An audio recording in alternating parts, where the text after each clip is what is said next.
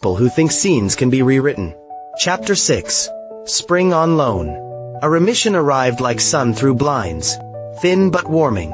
They drove to the coast in a borrowed car with a radio that only worked when aimed at the ocean. Elena wanted to teach Graham a lullaby from her grandmother's village, for a child they might never hold. He wanted to memorize it anyway, the way one studies a star map even if clouds are predicted. They ate cherries on a pier and let the gulls judge them.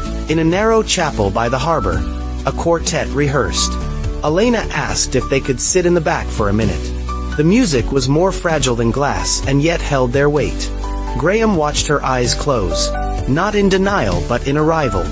He thought of the winter they had outwitted together, of the mornings when she woke before her alarm to make coffee for them both, of the smile that could make him reconsider anger and trade it for patience.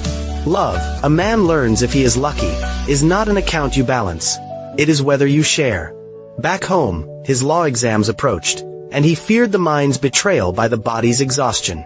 She insisted he sit with his outlines while she slept. She had begun to measure sleep like music, in movements. Between them was an agreement that did not need to be said. They were each other's argument in favor of hope. Spring, however, is not always generous. The tests returned, not with thunder but with arithmetic that could not be rearranged.